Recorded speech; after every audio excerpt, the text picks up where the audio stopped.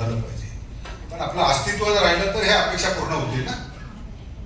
मग अस्तित्वाला धोका पोहोचवणाऱ्या ज्या घटना आहेत की ज्याच्यामध्ये सगळ्यात मोठं वातावरणामध्ये आणि निसर्गामध्ये होणाऱ्या बदलाच्यामुळे आपल्या अस्तित्वालाच आता धोका पोहोचतोय, तर आपण आपल्या अपेक्षा पूर्ण करण्यासाठी कितपर्यंत आपण त्याच्यामध्ये जायला पाहिजे हळूहळू.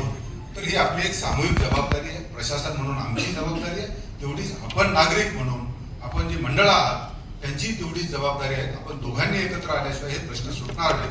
त्यामुळे मी इथेच तुम्हाला पुन्हा सर्वांना नम्र आवाहन करणार आहे की आपण याची थोडी पोलीस विभागाच्या निदर्शनास आणून द्यायचं आहे, त्यावर योग्य कारवाई पोलीस करणार आहे. पण स्वतः आपण कोणत्याही प्रकारे कायदा सुव्यवस्था हातात घ्यायची नाही आहे. त्यानंतर बॅरिगेटिंग आणि इतर ज्या व्यवस्था पोलीस विभागाशी संबंधित आहे, जे तुम्हाला आवश्यक आहेत, त्या अनुषंगाने आम्ही पोलीस स्टेशन स्तरावर, ACP स्तरावर आणि DCP स्तरावर अशा आम्ही आमच्या मार्फतीने सभा आयोजित करणार आहोत. त्या अनुषंगाने तुम्ही सभेला सर्व मंडळांनी पदाधिकाऱ्यांनी यायचं आहे. रूटचा जो विषय आहे त्या रूटमध्ये रूटची पाहणी करताना MSCB विभाग, पोलीस विभाग आणि PWD विभाग यांची आपण एकत्रित रूट पाहणी करावी लागेल, ज्यामध्ये जे लटकलेले तारं वगैरे असतील त्या अनुषंगाने आपल्याला कारवाई करून घ्यावं लागणार आहे. पोलीस विभागामार्फत सध्या तरी माझ्याकडनं एवढ्याच सूचना आहेत. कोण असेल ते कंटिन्यू करा. धन्यवाद संदेश नाईक साहेब. MECBचं कोणी आहे? MACDCL, MPCB, महाराष्ट्र प्रदूषण नियंत्रण महामंडळ.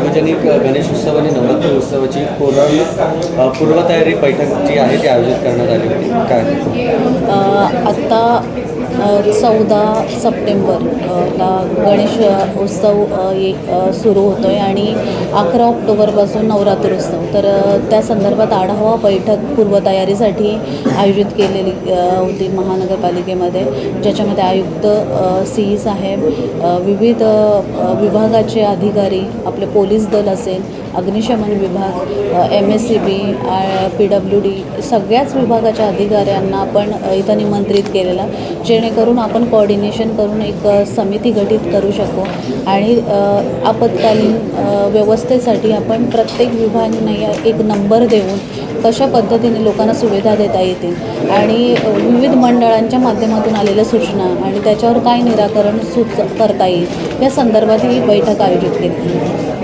मॅम, पाणी कपातीची समस्या आता सध्या सुरू आहे.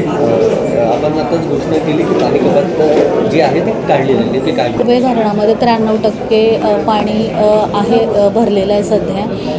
अजूनही आपण 100%वर पोचलेलं नाही आहेत, पण आता सणासुदीचे दिवस आहेत आणि सोसायट्यांमध्ये गणपतीचं आगमन होईल. प्रत्येकाच्या घराघरात गणपती बाप्पा येणार आहेत. अशावेळी नक्कीच घरातल्या गृहिणीला सर्वात मोठं जे प्रॉब्लेम असतं ते म्हणजे पाण्याचं.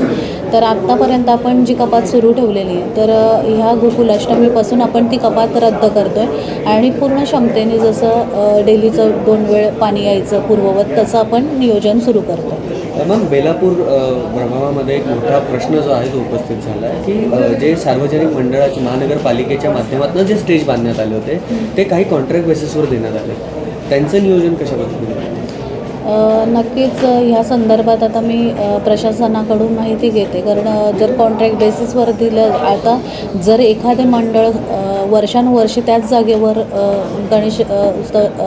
गणपती बाप्पाची स्थापना करत असेल तर त्या मंडळाला ते त्या 10 दिवसापुरता देण्यात यावं अशीच मागणी मी सूचना देते. मॅडम, आता तुम्ही आता बोललात की मूर्ती लहान पण भावना महान ही नवीन संकल्पना येते पुढच्या वर्षीपासून. ती नेमकी संकल्पना काय आहे? नक्कीच आता आपण न्यूजला बघितलं, पेपरमध्ये वाचलं, जसं भुलेश्वरला जी घटना घडली आणि ह्यासारख्या दुर्दैवी घटना नाही आहे. ज्या बाप्पाला आपण मनातल्या भावनेपासून जपतो, त्याला त्याची स्थापना करतो, त्याच्यात प्राण आणतो आणि विसर्जनाच्या वेळी कशा पद्धतीने त्याचं विसर्जन केलं जातं किंवा त्यांच्या मिरवणुकीच्या वेळी अशा पद्धतीने जर दुर्घटना घडते तर ते कुठेतरी मनाला लागून जातं. अशा घटना आपल्या नवी मुंबई नको घडायला असं माझं असं एक मत आहे. आणि आज आपण महानगरपालिकेच्या माध्यमातून महापौर ज्या स्पर्धा गणपती उत्सवासाठी जाहीर केलेल्या आहेत, तर एक मला असं कल्पना वाटली ती की अशा पद्धतीने जर स्पर्धा घेतली तर नक्कीच कसं असतं, एखाद्या गोष्टीला आपण प्रोत्साहन दिलं तर त्याचा पॉझिटिव्ह इफेक्ट येतो. आणि बऱ्याच वेळा बऱ्याच लोकांची मानसिकता हीच असते की मूर्ती लहान असली तर त्या ज्या भावनेने आपण आणतो जोपासता येते. पण एक स्पर्धेचं युग आहे आज. ह्या मंडळांनी एवढी मोठी मूर्ती आणली म्हणून मी त्याहून मोठी आणीन अशा भावनेने बऱ्याच वेळा म्हणजे लोक मोठ्या मूर्त्या आणतात. पण ही भावना कुठेतरी आता मनातून पुसायला पाहिजे. गणपती बाप्पा आणताना ती आपल्या मनातून त्याच्याविषयी जी भावना आहे ती धार्मिक त्याचबरोबर सामाजिकही असावी. म्हणून ज्या पद्धतीने सगळीकडे केलं जातं की मोठी मूर्ती जास्तीत जास्त मोठी मूर्ती त्याला बक्षीस, तर अशी कल्पना घेऊन येऊ पुढच्या वर्षी आपण की छोटी आणि सुबक मूर्ती मंडळाची असेल तर तिला बक्षीस देऊया. कारण त्याच्याने पर्यावरणपूरक जे आपण म्हणतो की पर्यावरणपूरक आपल्याला गणेशोत्सव साजरा करायचा आहे, सगळ्यात मोठं पर्यावरणपूरक मॅसेज तर त्याच्यातून जाईल की मूर्ती लहान आहे, त्याच्यातून जे जलप्रदूषण होणार आहे किंवा काही तर ते कमी प्रमाणात होईल. आणि ज्या भावनेने ती मूर्ती आपण आणतो त्या पद्धतीने ती जोपासली जाईल आणि चांगल्या पद्धतीने तिचं विसर्जन आणि आगमन दोन्हीही चांगल्या पद्धतीने केलं जाईल. तर ही संकल्पना आपण पुढच्या वर्षी नक्कीच म्हणजे गणेशोत्सवापूर्वी 2 महिन्याआधी आपण राबवूया. शेवटचा प्रश्न, आपत्कालीन घटना काही घडली तर त्याची काही नंबर आहे का? नक्कीच. आता बघा, प्रत्येक आपल्या नवी मुंबईमध्ये कार्यरत नवी मुंबई महानगरपालिका आहे, याच्यामध्ये वेगवेगळे विभाग आहेत. सुरक्षितेच्या दृष्टीने ते विभाग कार्य करतात. पोलीस दल आहे, आपले MSCBचं वेगळं प्राधिकरण आहे. तर ह्या सगळ्या प्राधिकरणांना एकत्रितरित्या बऱ्याच वेळा होतं की एखादी दुर्घटना घडली तर तिकडच्या लोकांना गडबडीत कळतच नाही की आपण कोणाला कॉन्टॅक्ट करावं. मग अग्निशमन दलाला कॉन्टॅक्ट करावा की विद्युत विभागाला करावा, ह्या विवंचनेमध्ये बऱ्याच वेळा ती दुर्घटना छोटी दुर्घटना मोठी दुर्घटना होते.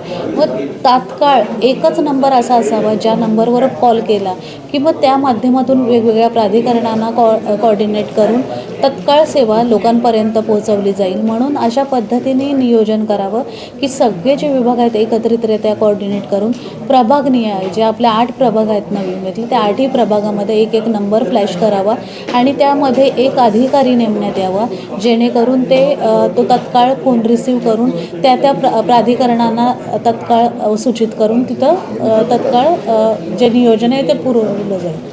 शेवटचा प्रश्न की आता